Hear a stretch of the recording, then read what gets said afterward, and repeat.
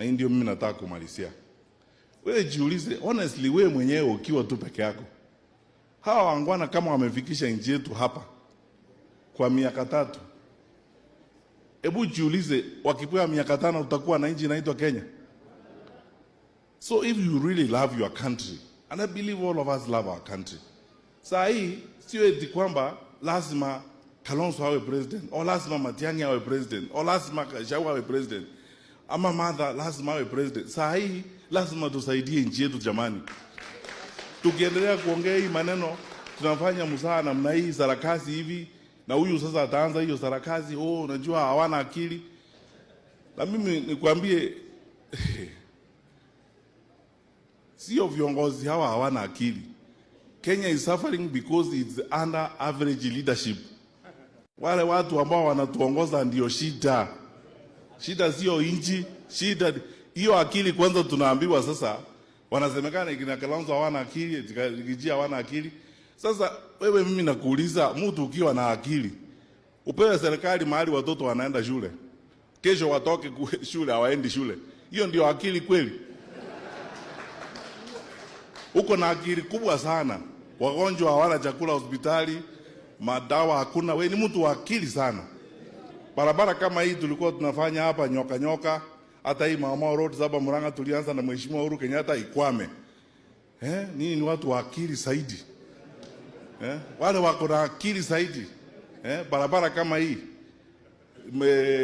Keno Marwa, when we were in government, this plan tulikuwa, I was the chairman of the government projects when we were in government. We were saying hii ni kitu ya kumalizika in 2 years tumemaliza.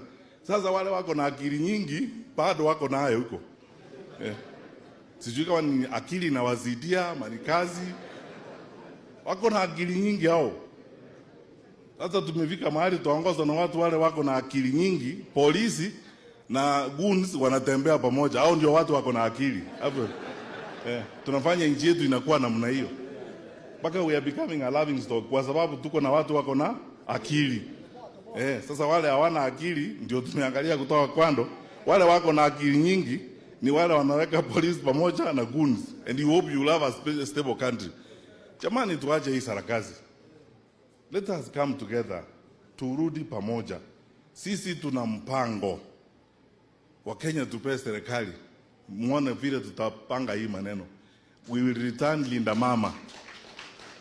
Ile ilikuwa inafanya na Mheshimiwa Uhuru na Mama Margaret Kenyatta, tutarudisha Linda Mama. Hii sarakasi ya SHA hii, we will fix it. Hatutakuwa na shida hii ambao watu wako nayo. So, we know what needs to be done and we understand what needs to be done. Na tuko tayari, tuamini, tunaongea sisi pole, tutafika mahali. Wacha wetu atazungumzia. Nilisema the other day kwamba unajua hii United Opposition ni kama boma. Iko nyumba hapa, iko nyumba hapa, iko nyumba hapa. Iko siku tutapanga vile tutaenda Ngurario. Na yule mzee ambaye haya mama ambaye atatuzungumzia tukifika hapo. Na tutamtaja wakati huo. Na tutafanya Ngurario mzuri sana.